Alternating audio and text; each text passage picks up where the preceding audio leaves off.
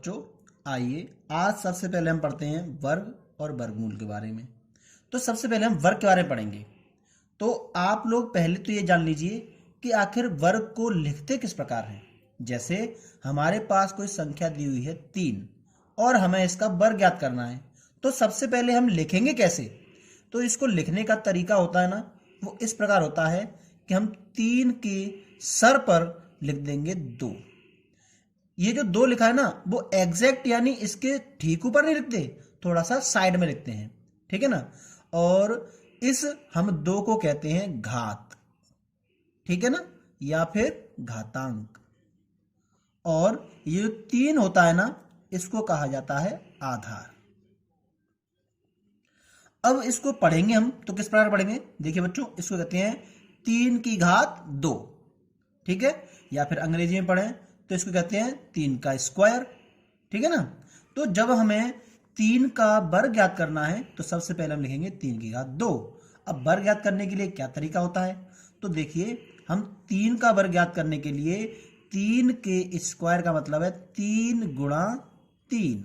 मतलब अगर घात लगी है 2 तो हमें संख्या को 2 बार लिखना होता है गुणा में। और जब हम 3 का गुणा 3 में करेंगे तो हमें क्या प्राप्त होता है बच्चों, 9। बिल्कुल ठीक कहा, तो 9 प्राप्त हो गया। ये जो 9 है ना, ये है हमारा वर्ग। ये किस संख्या का वर्ग है, 3 का वर्ग है 9, ठीक है। इसी तरीके से हम और भी उदाहरण ले सकते हैं। जैसे हमने कोई उदाहरण लिया 4 लिया, तो 4 का वर्ग क्या होगा, तो सबसे पहले 4 का वर्ग लिखेंगे कैसे, 4 की घात 2। और आगे अब कैसे करेंगे, 4 गुणे 4। और हमारे पास क्या हो गया, 4 का पहाड़ा पढ़िए 4 बार, 4 एकम 4, 4 दूनी 8, 4 तिया 12, 4 चौके 16। तो इस प्रकार हमारे पास 4 का वर्ग क्या प्राप्त हुआ, 16। कितना सरल है ना बच्चों।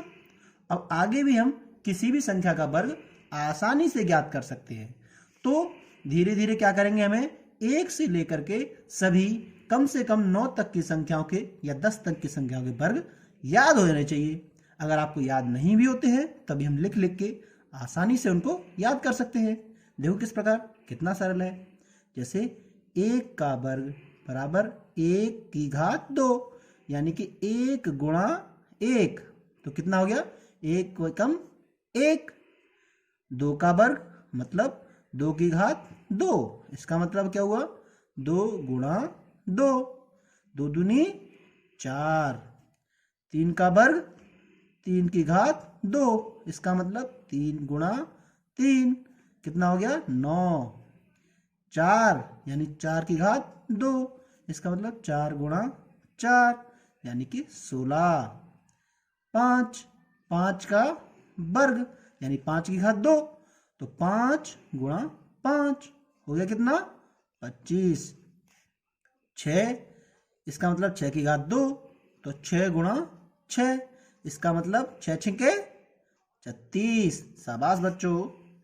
7 यानी 7 की घात 2, कितना हो गया, 7 गुणा 7 यानी कि 7 सत्तो 49। और इसी प्रकार 8 की घात 2, इसका मतलब 8 गुणा 8, 8 अट्ठे 64। 9 का वर्ग 9 की घात 2, यानी कि 9 गुणा 9, कितना हो गया, 9 नमा 81।